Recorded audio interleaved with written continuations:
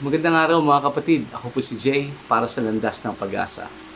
Ang ebanghelyo po natin ngayon ay hango sa ika-10 kabanata ng Mateo, mga talata 7 hanggang 13.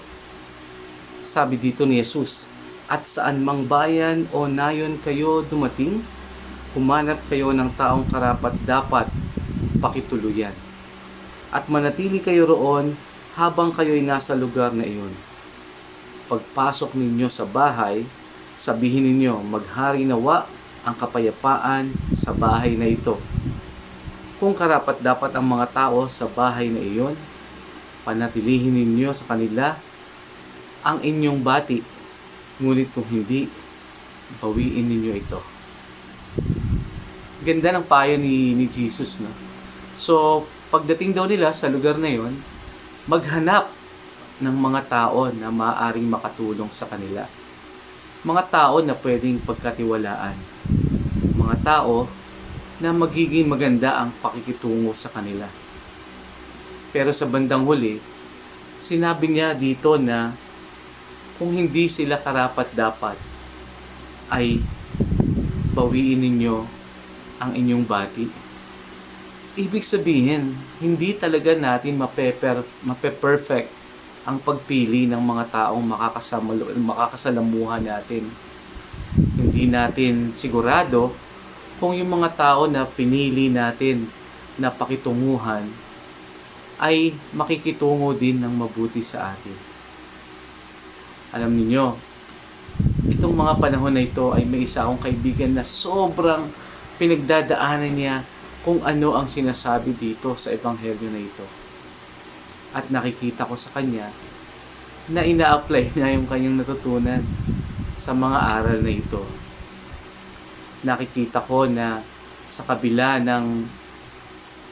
ng pagkabigo niya sa tao na akala niya ay mapagkakatiwalaan niya, ay pinapanatili niya ang kapayapaan sa kanyang sarili.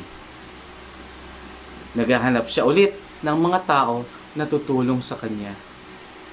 At hindi niya hinahayaan na mapuno ng puot at galit ang kanyang puso.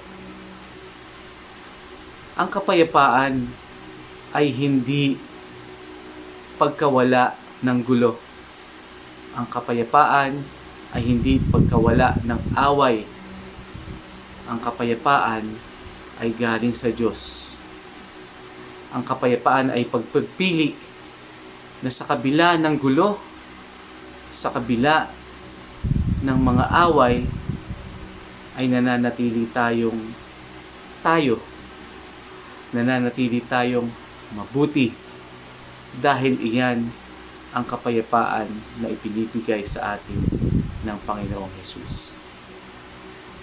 Kaya kapatid, kung ikaw ay may pinagdaraanan na kapareho nito, bawiin mo yung kapayapaan na minsan ay pinakawalan mo. Kunin mo itong muli at ilagay ito sa iyong puso at iwan ang mga tao na nagtanggal nito sa iyo.